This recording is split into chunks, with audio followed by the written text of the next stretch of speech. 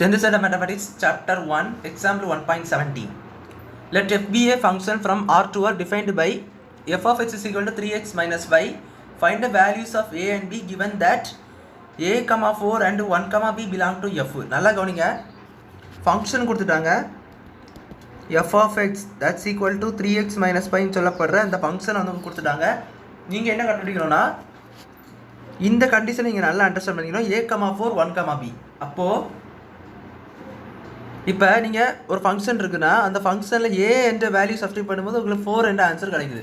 அந்த ஏனுடைய எக்ஸாக்டான வேல்யூ நம்மளுக்கு தெரியாது, பட் ஏ என்ன கிடைக்குதோ அந்த வேல்யூ ஆக்சுவலாக சப்ஸ்டிட் பண்ணால் அந்த ஃபங்க்ஷன் வந்து 4 கிடைக்கும். அதாவது இந்த எக்ஸு பதில் நீங்கள் இப்போ ஒரு வேல்யூ சப்ஸ்டிட் பண்ணுவீங்க தெரியுமா, அந்த வேல்யூ தான் உங்களுக்கு இந்த எக்ஸ் கோஆர்டினேட்னு சொல்லுவாங்க. இப்போ இது a, 4 1, b இல்லாமல் இந்த மாதிரி XY கோஆர்டினேட்ஸில் தான் இருக்குது.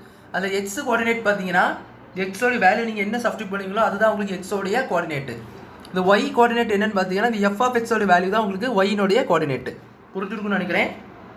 அதாவது இப்போ இங்கே மாதிரி கொடுத்துருக்காங்க பார்த்தீங்கன்னா a, 4 1, b இதில் ஃபஸ்ட் இருக்குது, அதாவது எக்ஸ் கோஆர்டினேட் ஃபஸ்ட் இருக்கிறது தான் எக்ஸ் கோஆர்டினேட்டு. அது பார்த்தீங்கன்னா f of x-ல் எக்ஸுக்கு நீங்கள் சப்ஸ்டியூட் பண்ண போகிற வேல்யூ.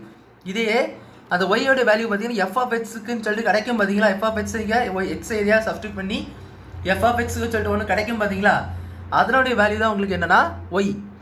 ஸோ அந்த ஒய்க்கு நீங்கள் எஃப் ஆஃப் எக்ஸ் கூட நீங்கள் வச்சுக்கலாம். ஸோ அப்போது இதை வச்சு நீங்கள் பார்க்கும் பொழுது f of a equal to 4 first condition புரிஞ்சுருக்குன்னு நினைக்கிறேன். எப்படி எழுதுனேன்னு எக்ஸு வேலை நான் வந்து ஏ சப்ஸ்டியூட் பண்ணணும்ல, ஸோ அதனால் f of a that's equal to இதில் வேல்யூ வந்து 4ன்னு கிடைக்கும். ஸோ அது ஒரு கண்டிஷன், இது ஒன்று இருக்கட்டும்.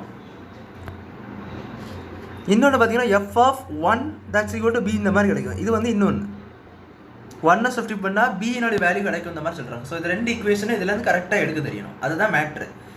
ஸோ இதை எடுத்துட்டிங்களானே இந்த சம்ம ஈஸியாக பண்ணிடலாம். எஃப் ஆஃப் எக்ஸ் நம்மளுக்கு தெரியும். இப்போ பாருங்க, இது புரிஞ்சிருக்குன்னு நினைக்கிறேன்.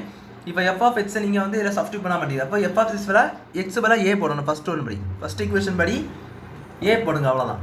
ஸோ அப்போ F of X is equal to 3x minus 5 A substitute பண்ணுங்கள்.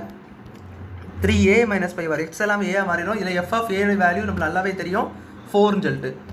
ஸோ அப்போ 3a minus 4 equal to 5 equal to என்னது 4. 3a equal to அந்த minus by right hand side கொடுப்பாங்க ப்ளஸ் பையாக மாறிடும். So 4 + 5 that's implies 3a equal to என்ன வரும் 9 வருமா. So a equal to 9/3 that's equal to a equal to 3ன்னு சொல்லி கிடைக்கும். So ஏட value பார்த்தீங்கன்னா உங்களுக்கு அது 3ன்னு சொல்லி கிடச்சிருக்கு.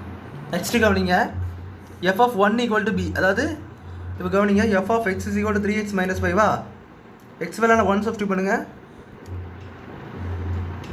இந்த மாதிரி ஒரு வேல்யூ இருக்கா, இதில் நம்மளுக்கு 1 சப்ஸ்டியூட் பண்ணால் டேரெக்டாக பியினோட வேல்யூ கிடச்சிருன்னு சொல்கிறாங்க.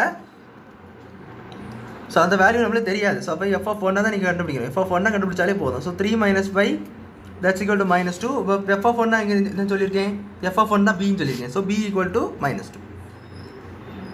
b ஈக்குவல் டு என்னது -2. ஸோ புரிஞ்சுக்கணும்னு நினைக்கிறேன். ஒன்றுமே இல்லை, இந்த ஆர்டர் பேர் மாதிரி இருக்குது பார்த்தீங்களா, அதில் first coordinate X, second coordinate Y. So அதுலேருந்து எக்ஸ் கோஆர்டினேட்டை எக்ஸ் வேல்யூ சப்ஸ்டியூட் பண்ணக்கூடியது ஒய்னா அந்த ஃபங்க்ஷன் எஃப் ஆஃப் எக்ஸ்ன்னு கிடைக்குது பார்த்தீங்களா. ஸோ அதுதான் உங்களுடைய ஒய்னுடைய வேல்யூ. ஸோ அதை மட்டும் நீங்கள் புரிஞ்சு வச்சுட்டாலே இந்த 2 ஸ்டெப் எழுதிடலாம். இதில் நீங்கள் இந்த ஃபங்க்ஷனை கரெக்டாக சப்ஸ்டியூட் பண்ணிட்டீங்கன்னா உங்களுக்கு அந்த ஆன்சர் கிடச்சிடும். ஸோ அவ்வளோ அந்த சம் புரிஞ்சுக்கணும்னு நினைக்கிறேன். தேங்க்யூ.